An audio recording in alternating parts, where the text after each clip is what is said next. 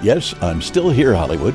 And coming up on today's episode, he arrived in Hollywood with a look that turned heads and a quiet intensity that made people wonder what he was going to do next. Over the years, he's built a career filled with surprising choices, mixing stage work, television drama, and the kind of roles that stay with audiences long after the credits roll. He's thoughtful, charismatic, and one of those actors who carries a bit of old-school movie star mystique wherever he goes. This is Still Here Hollywood. I'm Steve Kmetko. Join me with today's guest, actor Maxwell Caulfield from Grease 2. Hi, Maxwell. Thanks for coming in today. I appreciate it. It's great to be with you, Steve. Tell me, when did you know you wanted to be an actor? Or is it what you always wanted to do? I think I did know pretty early on. I remember being at the school I went to in London and being very grateful that whereas most of my pals were 14, 15 and starting to think about the exams that were ahead of them and then in order to get to a university and then to decide what kind of career they'd have. Now, I went to a pretty upmarket school, so these boys were thinking in terms of becoming, doctors or lawyers or scientists, and but I didn't have the gray matter for any of those careers. So, but I did enjoy doing school plays, and I felt completely in my element. And so I remember feeling lucky that I already knew what I wanted to do, that I had a career path, and they were not knowing what to do and probably getting pressure from home. The parents were forking out good money to send these boys to this particular school, St. Paul's in London, and the school actually had a very good arts program as well, so that really set me on my course. And as far as joining the Mills family, that was never part of the master plan, but obviously I was acutely aware of them all, especially Sir John. He really was a legendary British actor and was always struck by Juliet's beauty. It's interesting, when she answered the question, she didn't feel beautiful until she met me. She clearly was beautiful. She had been beautiful for years and years and years, from her late teens. And she and a beautiful baby too, but believe you me. But the point being that so many beautiful women don't feel beautiful. It's so ironic. You hear that about these drop-dead gorgeous girls who were riddled with insecurity, and you wonder why. When you know that like men are falling, to their knees, but in your wake. Yeah. Was there a role or audition early on that hit you so hard, good or bad, that it altered your trajectory? Your career trajectory? Well, obviously, I did audition for Grease 2. That certainly was what gave me the real shot at the big time, and it was kind of a fabulous, almost like a setup. I remember I was working off Broadway at the time in the Joe Orton play, Entertaining Mr. Sloan, and there was quite a buzz about the piece. It was becoming quite a cause célèbre. Some really fun people were rocking up to see the show. Mikhail Baryshnikov and Diane Keaton and Tennessee Williams and tiny little theater in the West Village. So we knew we had heat. And consequently, Hollywood started to become aware. And specifically, I've got to give credit, the gay community, partly because of the nature of the play itself. So it was, and the gay community were such tastemakers, and always are.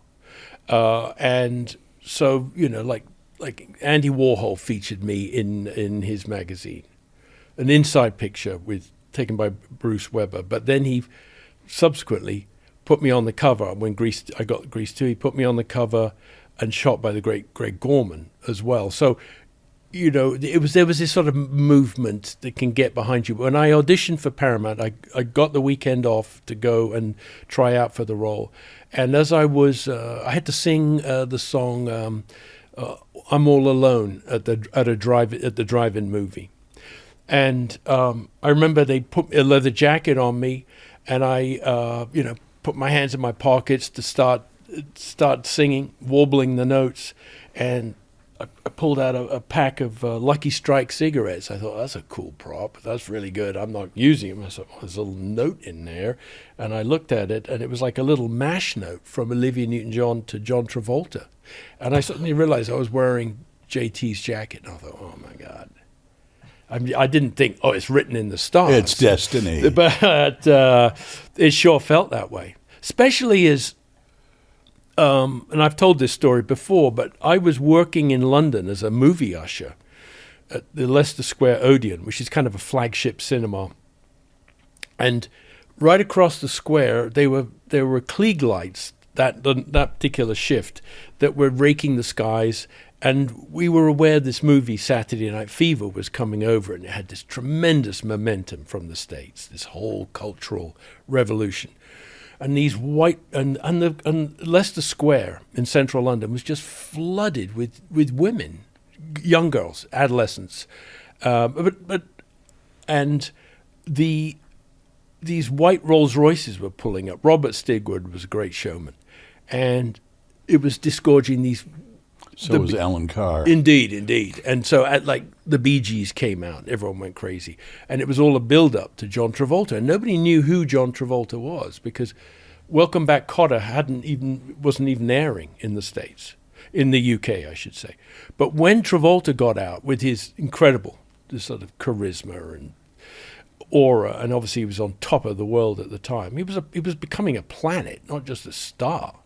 And the reaction in the square was so euphoric. It was like Beatlemania. And there was that side of me, I was just sort of on my tea break from tearing tickets, on the entry line there. And it made a huge impression on me. And the fact that I don't know what it would be 4 or maximum 5 years later that I'd be playing, in the sequel. Not the equivalent of his role, actually the equivalent of Olivia Newton-John's role, because Michelle Pfeiffer was really playing Travolta's part in terms of the cool cat. I have to think. I think the gay community also was very appreciative of my relationship with Juliet. They thought it was. They totally dug it, and they thought it was just. They loved her. They just loved the way we looked together. And so we got tremendous support there. And I think that also was part of the momentum that got me the part. And I got to ace out of a lot of guys who were way more qualified than me. I mean, just a few months back, I was having dinner with Sean Cassidy at the Santa Barbara Film Festival. And Sean said, his wife nudged him, tell him, Sean. And so he said, I did try out for that role. I said, yeah, I know you did, man. I heard Rick Springfield tried out for it, Leif Garrett, all these genuine teen idols. And so, but again, I caught a huge break. Don't kid yourself. The gay community looked at you and saw a hunk. Well, I had the look. You sure did. And you can relate to this because we were in... No. You had that Troy Donahue look. I had the Kooky Burns look. We had that look that harked back to another era, and yet it was very in keeping with the look that was being promoted by Madison Avenue at the time, like by Calvin Klein. All these top male designers were featuring young, blonde, dare I say it, Adonises. That was the look. And this is before all the gym work. It was more about just your natural physique and your sort of a certain look. And we both. I'm going to turn this interview around on you in a minute, not. Buddy. I need a Diet Coke. We both reach for some liquid refreshment. What was it like working with Michelle Pfeiffer? You were both young, early in your careers. Oh, yeah. What was it like working with her at that time? Well, I mean, obviously she was drop dead gorgeous. There was no question about it. Everybody on the set was like, she'd just come on the set, and it was like that sort of Liz Taylor kind of just radiance. Mm-hmm. And well, the one thing we both would discuss off camera was how we would handle imminent stardom should the film take off. And of course, at that point, you're just so full of confidence about it. You just, even if it doesn't knock it out of the park like the original, you felt that it was going to definitely. I mean, I'd signed a 3-picture deal at the studio and all that good stuff. Well, and then you see how Grease and Saturday Night Fever performed. Yeah. And so if I got even close to that, I was on my way.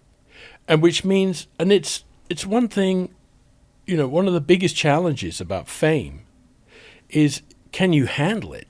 Especially now. I mean, there's the scrutiny now. There's no mystique that it's very hard to maintain any real sort of movie star mystique anymore. They're just crawling all over you.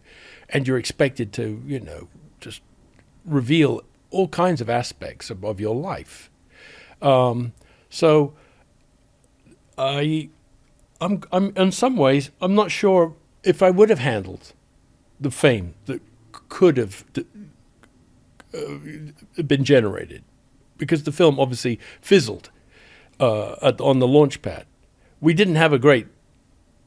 Paramount did us no favors, and I've whinged about this in the past about opening it at the very beginning of the summer instead of the end of the summer, when the opening song of the movie, a brilliant song by the Four Tops, is Back to School Again. Just logical. And don't go up against E.T. and Star Trek, The Wrath of Khan, and Conan the Barbarian, or whoever. It was that Memorial Day weekend they were going after. Yeah. And E.T. just crushed. Ate everything. I remember Juliet and I standing in the line outside the wonderful Cinerama Dome there in Hollywood, tossing back the Reese's Pieces, having no idea that we were about to get just chomped alive. Wow. If Michelle Pfeiffer were watching this, what would you say to her? I'm very, very happy for her acclaim as an actress, because the movie wasn't about your acting chops. And she did go on to, as you know, Academy Award nominations, and she's probably going to earn herself another one before all is said and done. She's retained her looks. She's become a very, very arresting actor. Because that's the other thing. If you're an actor, you've got to be able to hold the camera. You've got to have the audience with you, really committed to following the course of your character.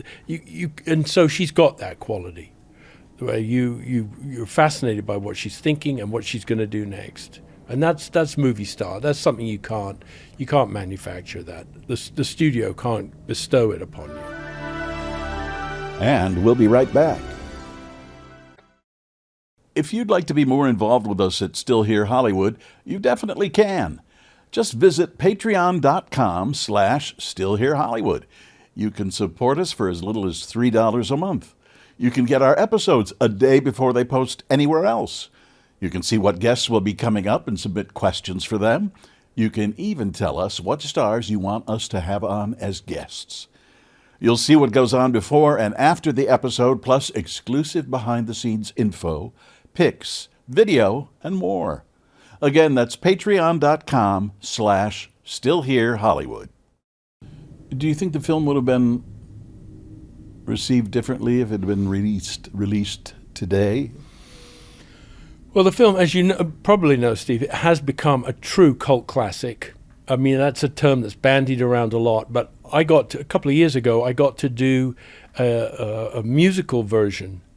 Well, not a musical, but it's a derivative of Grease 2 called Cool Rider that was presented at the London Palladium, one night only, and I came in and played Tab Hunter's role. Mr. Stewart. And when I came on to make, I made my initial entrance, and then I go into that great song, Reproduction, or lead the class in that song.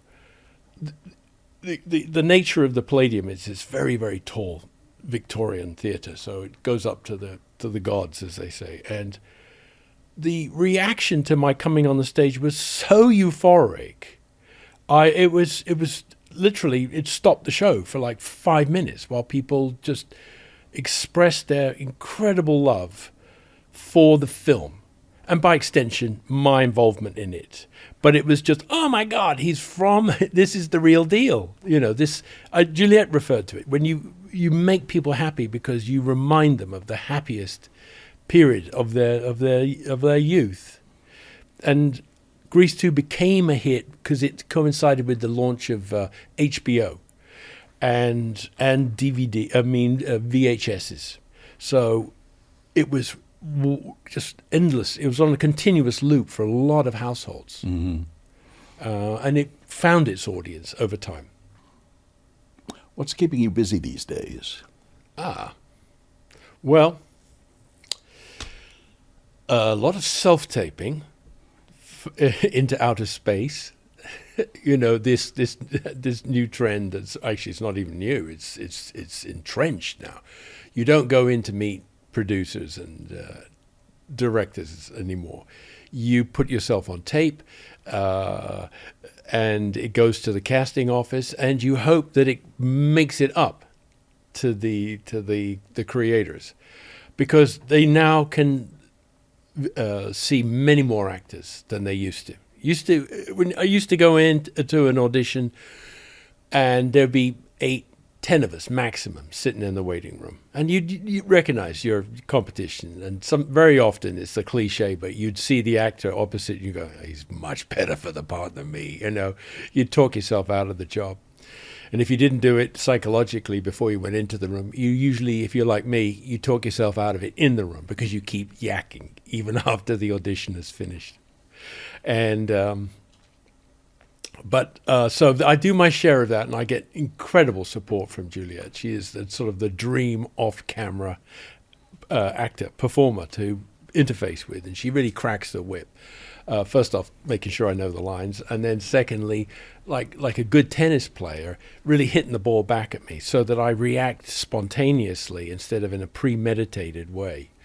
And once in a while, it pays off. I've actually had more success auditioning via video for the theatre than for television. And then so not working to the extent that I'd like to be, frankly, I finally knuckled down and devised I committed to doing a one-man play, which I'm quite excited about. Got, again, Juliet's 100% support. It's a play called Pilate, The Lost Gospel, and it's about Pontius Pilate, who's a sort of one of the strange, sort of mysterious characters, notorious characters of human history. And the idea is to go and do it at the Edinburgh Fringe Festival this summer. I've broken it out a couple of times just in sort of benefit readings, not readings, performances. And it's been very well received. And it's a kind of a cliche as a middle-aged or veteran actor to, finally just put yourself to work because no one else is doing it. But I'm quietly confident that it does hold an audience. And more importantly, that I can actually remember that many lines for 75 minutes because it's a lot of dialogue. And that is, as you advance, the years race away. I mean, even Juliet's, her godmother was Vivien Leigh, but her unofficial godfather was Laurence Olivier. And by extension, and Olivier took great interest in Juliet's, her development, and but he famously, toward the end of his career, was having such a hard time remembering all that classical dialogue, that he couldn't even let the other actor make direct eye contact with him. You almost had to say your lines past him so that he could keep his focus, because obviously Shakespeare is the ultimate challenge. And so I'm excited about that. Like I said, the theatre's been good to me insofar as the same way when you interviewed Juliet, she was talking about the great breaks that occurred in her career occurred as a result of a producer or a director seeing you live on stage, not sweating bullets in an office in Burbank trying to convince them, but like suddenly just seeing you and deciding they have to have you, rather like a piece of art that they want to have on the wall. So you never know. It may lead to things, and even if it doesn't, it is getting my yayas out doing it. Long-winded answer. I haven't heard yayas in a long time. In fact, I'm not even certain what they are. Let me ask you a question. Over to you, sir. Is there a scene, a behind-the-scenes moment from Grease 2 that you've never shared publicly? Let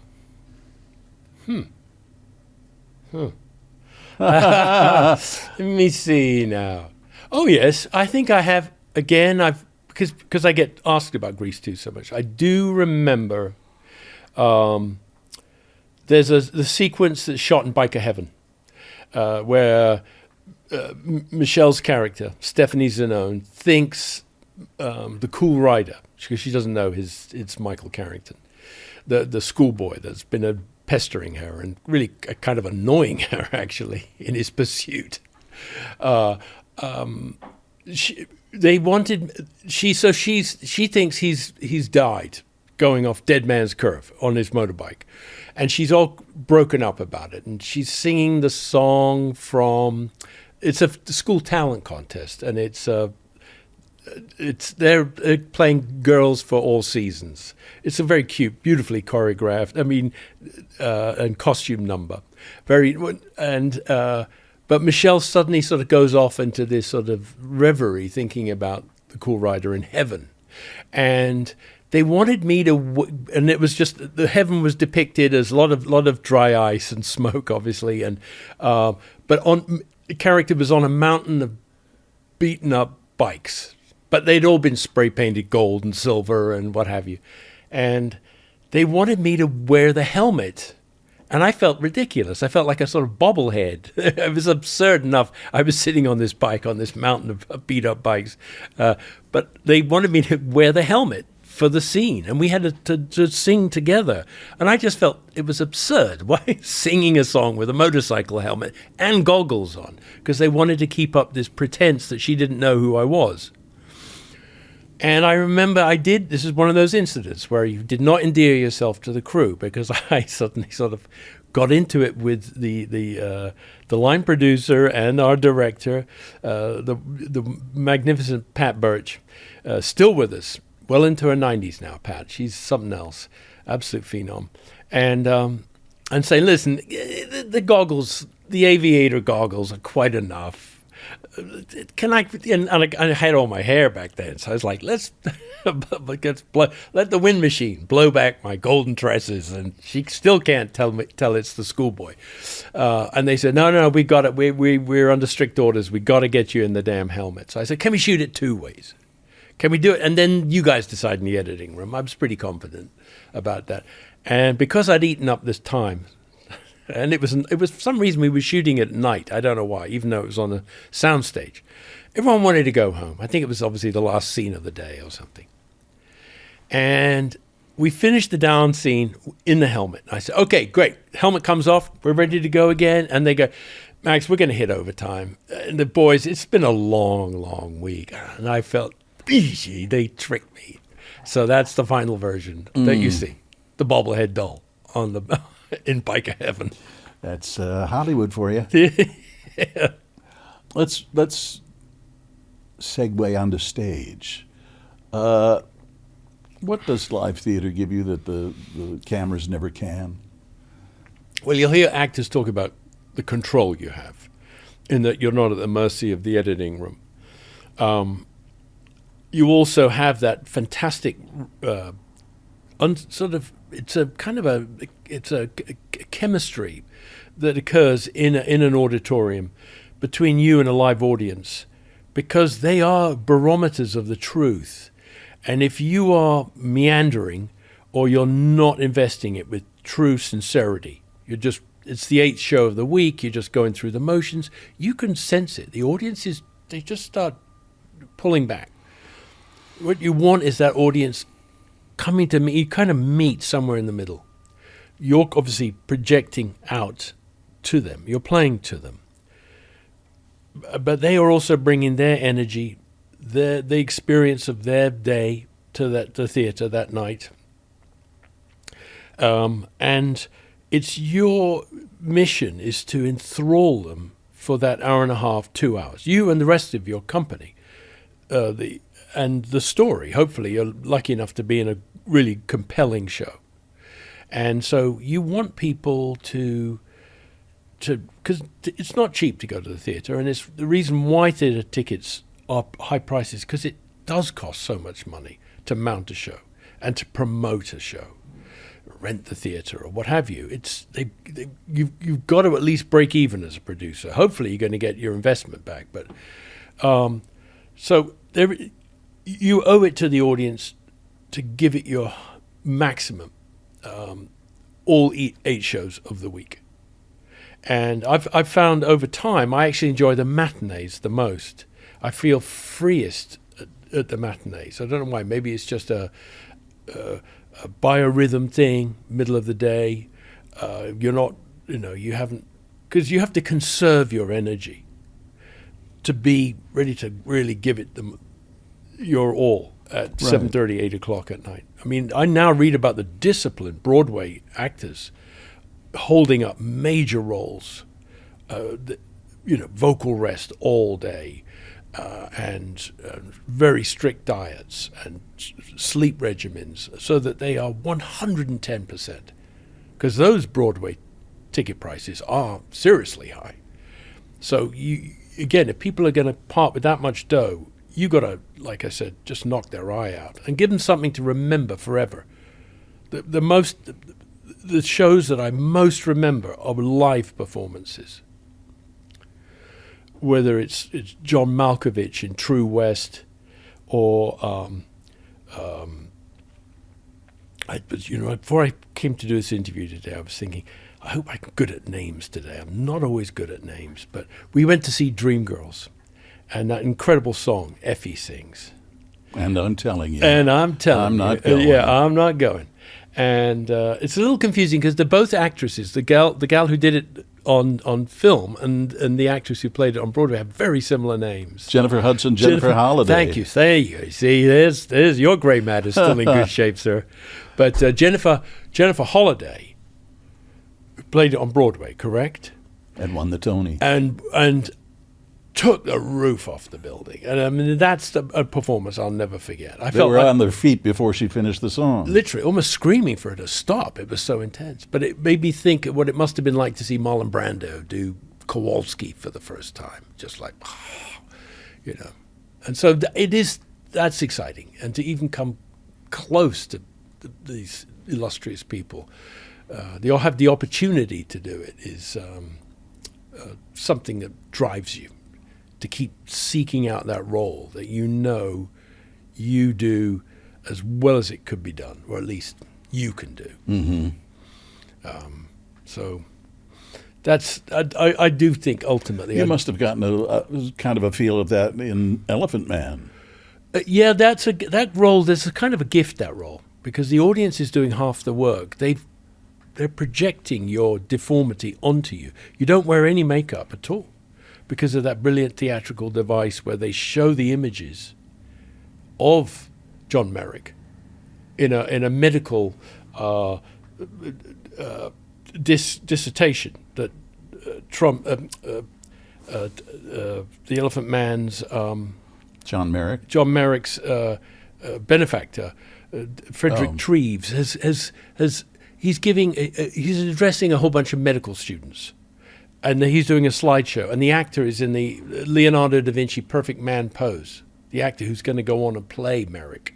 And so you just start distorting, and the audience is looking at pictures of as I said, of his, frankly, his hideousness. I mean, it's just he looks like he comes from the dark side of the moon, and the audience imbues you with that for the whole rest of the evening, and they end up thinking you're brilliant. It's a gift, that part, let me tell you. I saw David Bowie do it. Oh, now how do you top that? Well, it was pretty good. Yeah. And we'll be right back. Tell me about the Colbys. Tell me about television work. Yeah. I haven't done nearly as much TV as I'd like to have. Tried out for a lot. But I do know that the Colbys was one of those real purple patches for me. And actually, it was kind of engineered by Juliet. I was doing a play in New York at the Public Theater. And it was a play called Salonika. And it had the great Jessica Tandy in it.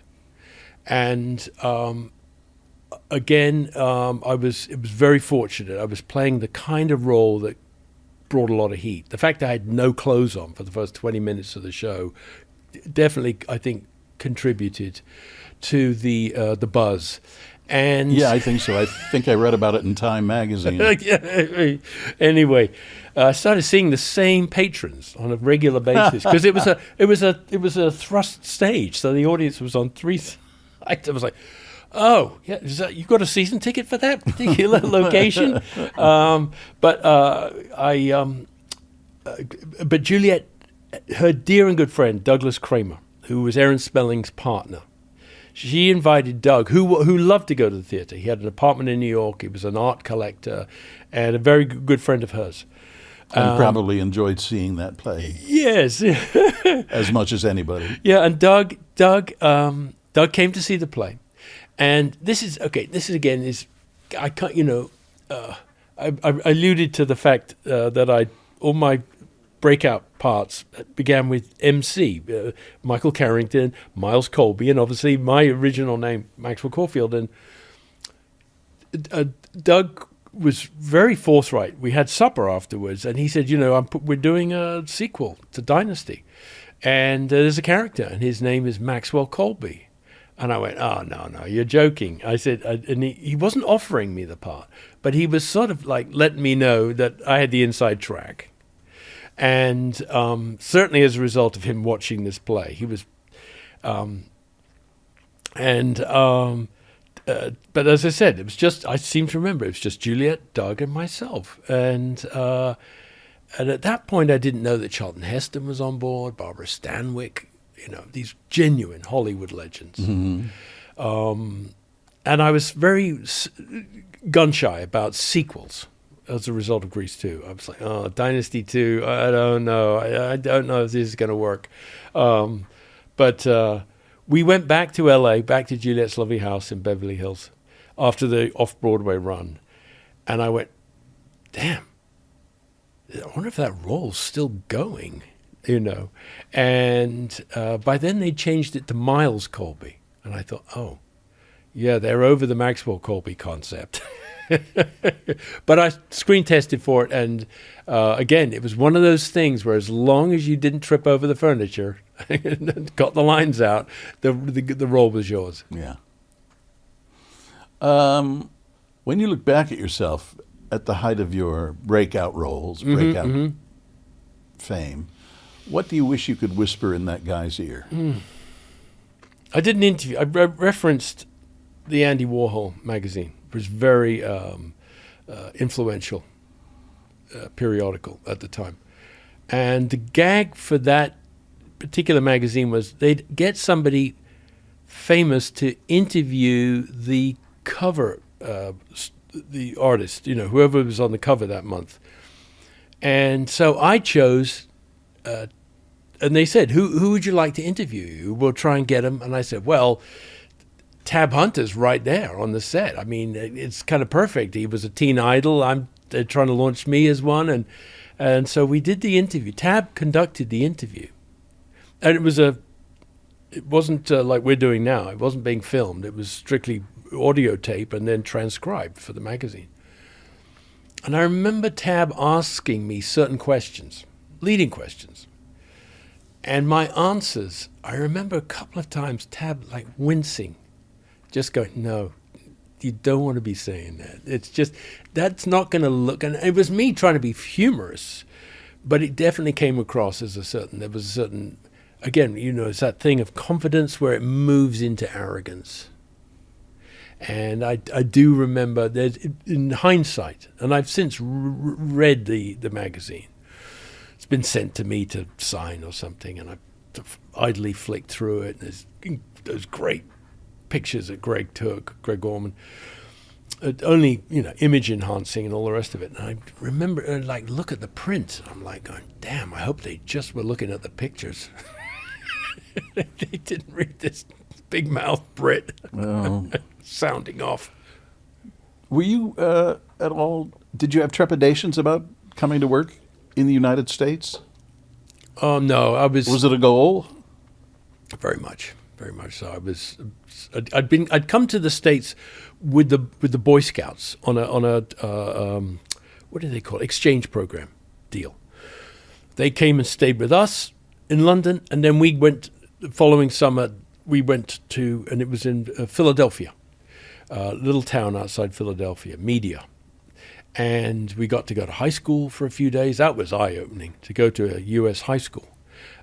So different from the nature of the school I'd gone to. And there were girls there too, so it made it a little more fun. But the bottom line is that I'd been there and fallen in love with the U.S. when I was 14 or 15. And shortly thereafter, I got introduced to James Dean. And the whole James Dean, the relaunch of the mania about Dean was just taking off again. They were starting to show his movies again at art house cinemas. I think the Japanese were totally caught up with his image. So they were part of it. And you remember the synergy between the US and Japan and so forth. And the Brits were all over Dean too. So I was seeing him, I mean, to this day, the most transcendent performance for me on film is James Dean in East of Eden. So again, I had this whole, and then there are these incredible picture books of him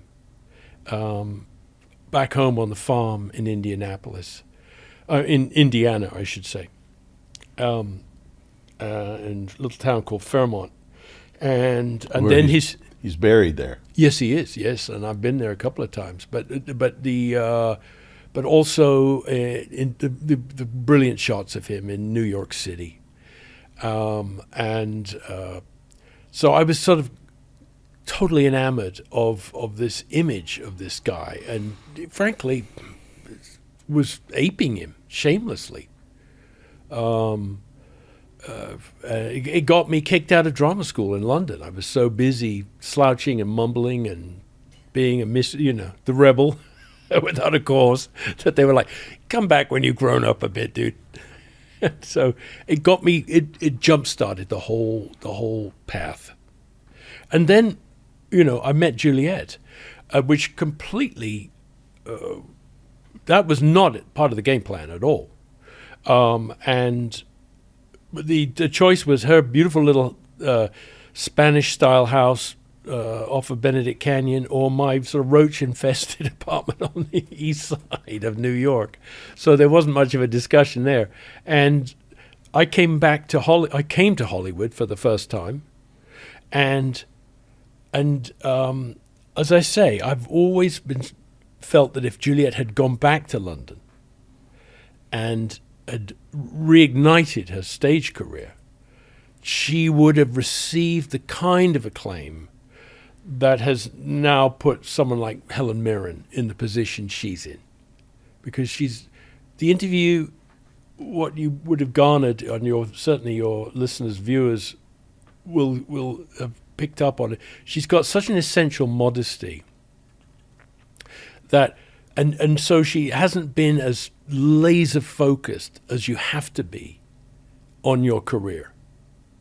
to get to the top of the heap. It really helps to have a kick-ass agent. They you know it. Yeah. You got to have an agent that knows the game and plays it well, and looks after your interests, but not at the cost of rubbing up the employers, because they're the ones who ultimately cut the checks. Now you see, I told you I was going to shift. We should just change chairs now. No. Did you get down on one knee when you proposed to Juliet? Yeah, I think yes, I think I certainly. I would have to. I mean, if you can't get down to sort of English theatrical royalty on one knee, you need your head examined. I proposed to her on a hilltop behind our house in Beverly Hills. She lived off of Benedict Canyon at the time, and I think I can't remember the nature of.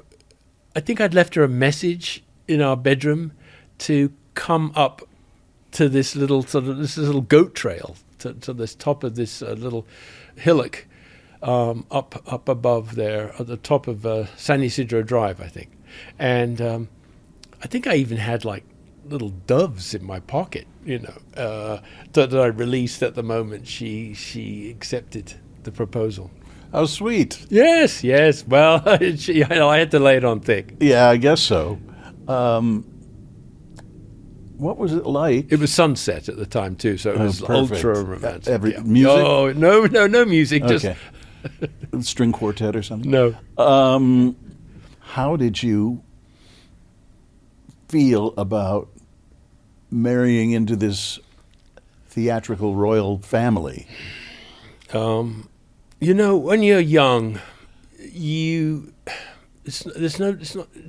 don't know if you can call it arrogance, but you don't limit yourself anymore. You don't put brakes on. Confidence? Yeah, confidence. That's the thing, and it can cross over to a certain arrogance as well if you're not careful.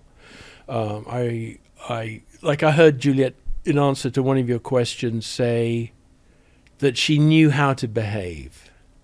And as a result, she only ever endeared herself to the crew because the crew just want to get the job done. They don't want to be waiting for you after lunch.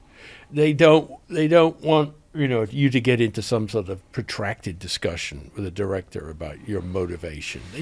Everyone's there on the shop floor, getting the best product they can as quickly as they can, because there's inevitably a lot to do on any given day. If you're going to, and directors hate to have to lose certain coverage that they'd planned. So, as I said, you pick up quickly about not screwing around and not and having total respect for every member of the crew from the top to the bottom, even the what do they call them? The gophers. What's something that Juliet told you early in your career that changed the way you approached it? Okay. Well, she always gave me tremendous latitude. She probably could have come down harder on me sooner about just sort of using so much, I don't know, braggadocio, whatever. Her dad, I remember the point at which I knew, because it's feast or famine in this business. And I'd gone through a very fallow period. And I remember us going to visit John and Lady Mary, Sir John, in their beautiful home outside London in Denham Village, Buckinghamshire. And him telling me that I should maybe think about doing your job, which is interviewing people. Because he knew I was a chatterbox. You just let people dig their own holes. Hopefully, and Jim does a nice editing job. But the bottom line is that he felt he knew I liked to be in front of the camera. He knew I loved, as we all do, we love people in showbiz because they're upbeat and they're optimistic and they're dreamers and so it's and they got a great sense of humor with any luck. They got good, all those people that Johnny Mills used to hang out with. They were a bunch of cards. They knew how to have a good time, and they weren't so self-conscious. I think, and so protective of their their image and what have you. The way you kind of have to be now. You have to be very, very careful about what you say. You know how easy it is to give offense to some segment, and if they turn on you, you're screwed. If they've got any influence, but Johnny saying that to me was saying to me, look, give up. He wasn't saying give up acting.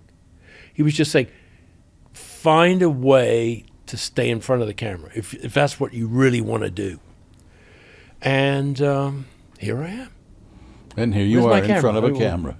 Juliette didn't mention the fact that she basically dug us out of a big hole by landing that role on Passions, which, interestingly, because we're shooting this in Studio City, right next to the old Desi Lou Studios, right? It's got tremendous history.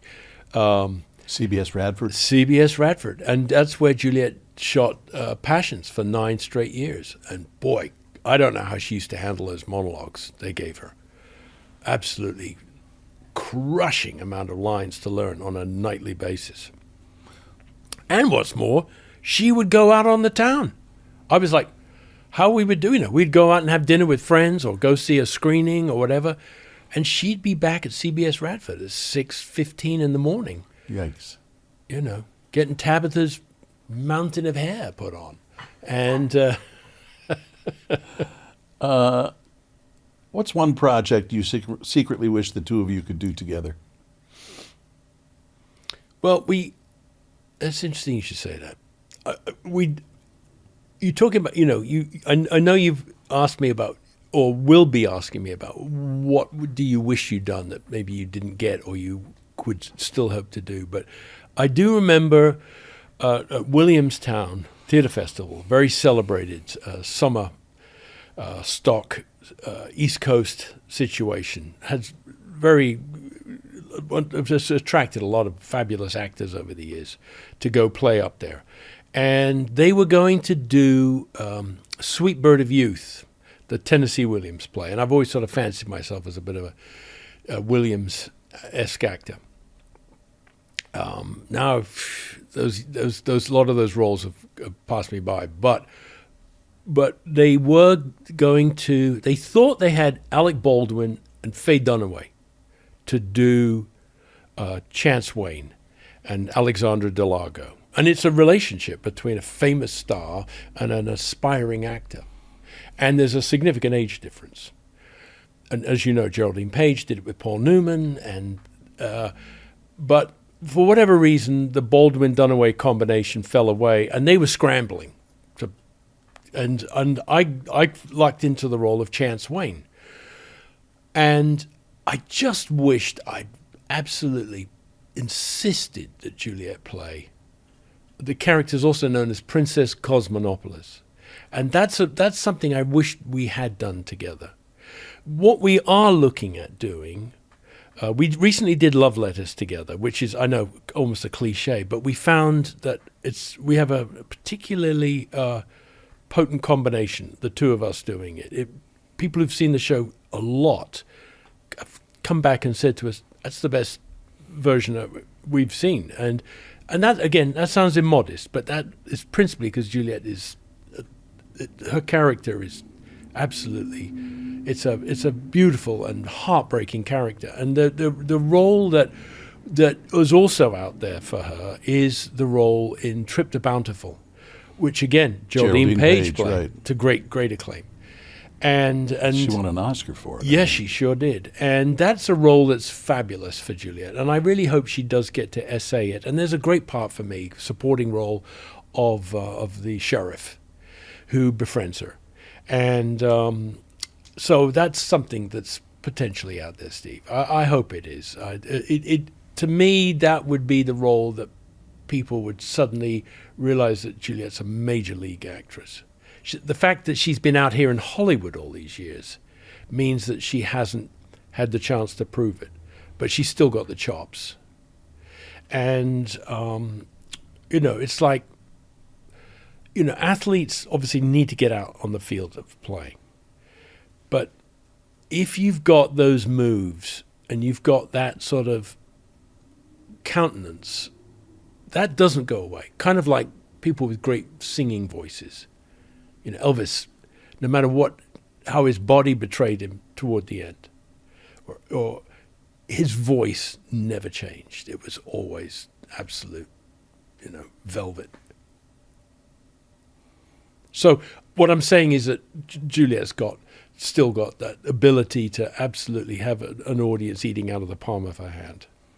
I've seen her do it when people, they love to see Juliet as the victim, the woman in peril. People really care.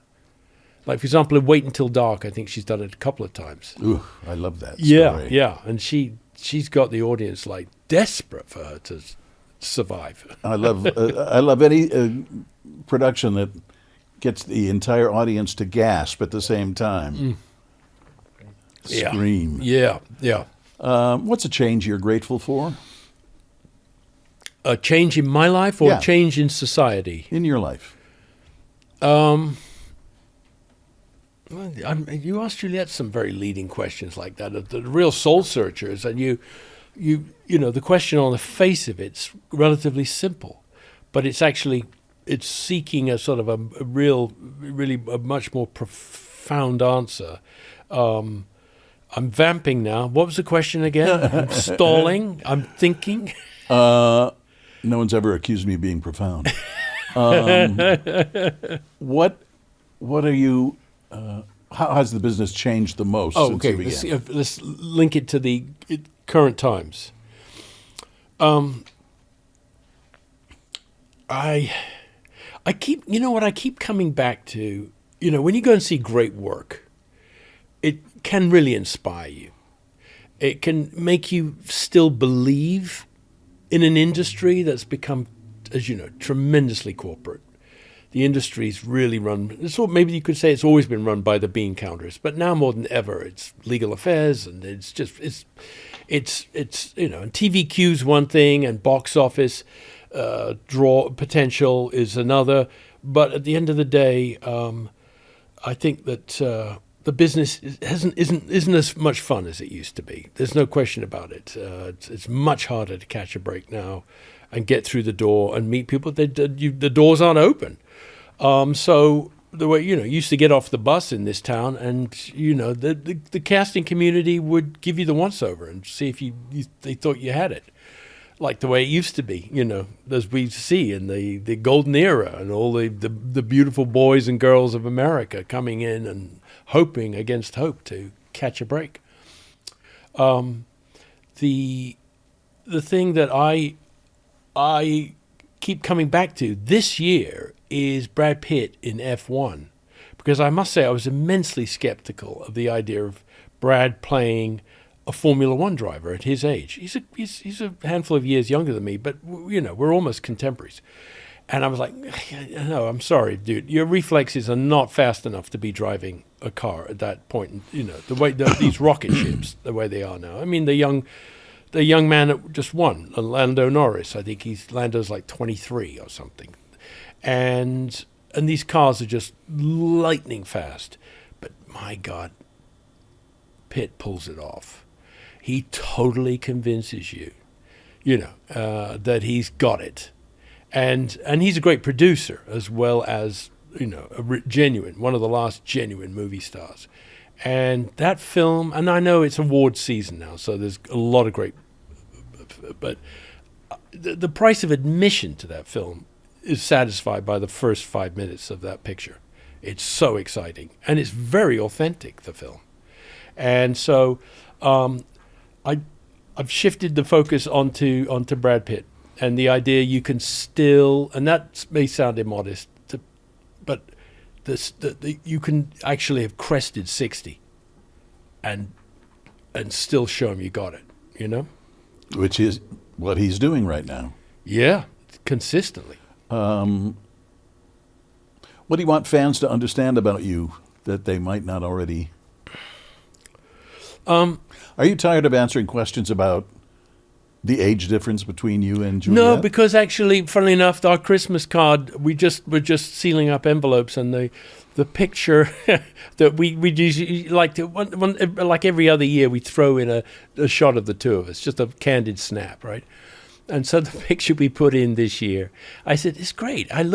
We look like total contemporaries. You're just absolutely refusing to age, and I'm getting a lot of lines. And but you know, I remember talking to Juliet's already referred to Pete Townsend.